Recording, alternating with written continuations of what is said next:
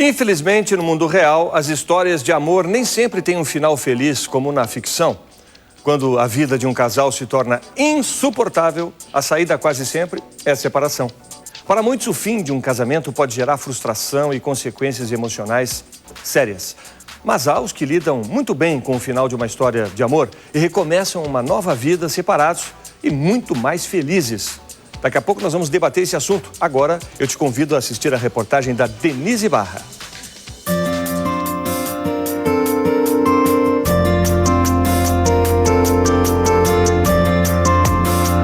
Eneida Figueiredo, consultora. Maria Regina, pesquisadora. Lena Antabi, escritora.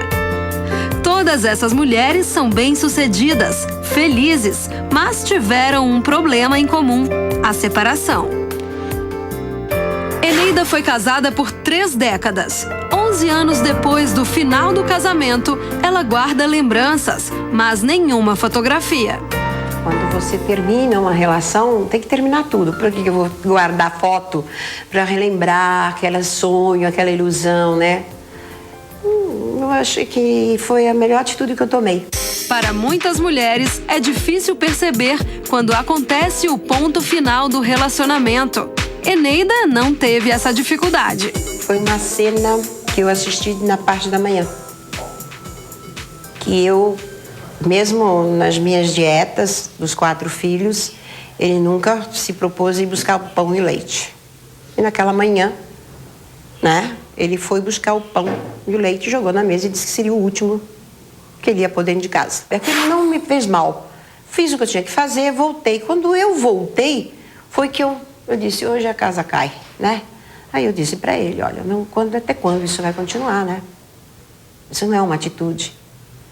Aí ele disse assim, você está muito, né, corajosa, né? Eu falei, eu sempre fui. Sempre tive coragem. Só que acontece o seguinte, não dá mais para segurar essa situação. Você sai de casa que eu assumo tudo. Tá muito forte, eu falei, sempre fui. Eu chamo esse momento de o olho do furacão, né? É um momento, a tensão é muito grande para pessoas que perderam, assim, a capacidade afetiva. Do sofrimento, Eneida tirou proveito. Hoje ela ganha dinheiro motivando as pessoas. Hoje eu dou palestras motivacionais para pequenos grupos, para grandes empresas, formando campeões. O que eu vivi fez com que eu acordasse um lado assim, você pode tudo, desde o momento que você determine o que você quer. Maria Regina já passou por 2 separações. A primeira foi um duro golpe, em todos os sentidos. Eu e a minha filha ficamos assim, a ver navios. O que ele levou? Ele levou tudo, absolutamente tudo. Carro, casa de praia. Nós ficamos sem nada. E fugiu. E isso causou um mal maior ainda, que foi o abandono da minha filha, que era apaixonada por ele. E ela demorou muito tempo para superar tudo isso. Teve que fazer terapia psiquiátrica, perdeu 1 ano na escola, não é? Uma separação é praticamente morrer estando vivo, né? Você mata de alguma forma aqueles seus projetos, aqueles seus sonhos que você imaginou, tudo que você idealizou. Então vocês imaginem quando se tem uma família, né, filhos envolvidos, né, um lar, uma casa. Ela também tirou o melhor da dor. Hoje tem 6 livros publicados, mas ainda se lembra de como foi difícil superar essa fase. Eu levei 2 anos para superar tudo isso. E emocionalmente, né? Você precisa de apoio, sim. Ninguém supera sozinho, é impossível. E depois veio a segunda separação. O sofrimento não foi menor pelo fato dela já ter passado por essa experiência. Pelo contrário. Foi mais difícil porque o amor era maior, a pessoa era melhor, a relação era maravilhosa. Durou 4 anos. Eu não quis pedir nada. Eu perdi o que eu mais gostava. Eu queria o homem mesmo, não queria os objetos, né? E por que será que é tão difícil assim romper um relacionamento? A decisão, muitas vezes, ela é retardada no sentido de um medo de executar, um medo de ir para essa situação nova da vida. Então, se você está diante desse receio, não é? Precisa olhar para isso. Quer dizer, é medo do que eu tenho, né? Eu teria segurança para dar conta da minha vida. Muitas vezes o próprio casal se ameaça, eu não vou te dar pensão, ou a sua vida vai ser difícil. Muitas vezes a mulher não tem uma profissão definida. Então isso pode estar, né, afetando essa decisão. Lena Antabi não teve problemas em consumar a separação. Ela também já passou por 2 relacionamentos que não deram certo. Um deles terminou de um jeito quase sem palavras. Ele sempre me dizia que ele nunca me daria um beijo na boca se ele me traísse. Eu viajei, cheguei de viagem, ele foi me buscar no aeroporto e quando ele veio me abraçar, ele não me beijou. Ele não precisou me dizer mais nada. Eu entendi. Mesmo separada, ela nunca deixou de manter uma proximidade com as novas famílias dos ex-maridos. Eu sou amiga de ambos, do meu marido, primeiro marido, que eu tenho 2 filhas.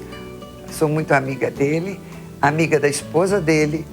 Quando eu digo amiga, não é bem a palavra, porque amiga seria que se eu frequentasse a casa dele, a gente estivesse todo dia junto. Eu sou querida e ele é querido, entendeu? Nós somos queridos um para o outro. O que é saudável para ambos, tanto para o homem como para a mulher, é você dar um prosseguimento na sua vida afetiva. Porque você precisa ser amado e você precisa destinar também o seu afeto, a sua capacidade afetiva para essa nova situação que você tem, né? Francisco é muito bem casado há 15 anos. Ele nunca se separou, mas já formalizou a separação de muita gente. Ele é advogado de família. Nós temos uma mudança legislativa em 2007 que facilitou em muito o procedimento de separação para aquele casal que não tem filhos menores. Então, ou não tem filhos ou os filhos são maiores e capazes. Daí a questão assim, de dias, 1 semana, 2 semanas, depende da divisão no patrimônio. Mas é muito rápido, é a separação extrajudicial. De acordo com o IBGE, só em 2006 foram feitos no Brasil mais de 160 mil divórcios. Tem até casal que desiste do casamento na volta da lua de mel. Tive uma situação muito curiosa, é um casamento que não sobreviveu à lua de mel. As pessoas voltaram já na lua de mel separadas, já com conflito e decididas a romper o vínculo. Agora nós temos um problema jurídico a enfrentar nessa situação, que a lei autoriza a separação consensual só depois de 1 ano de casados. É uma restrição da lei.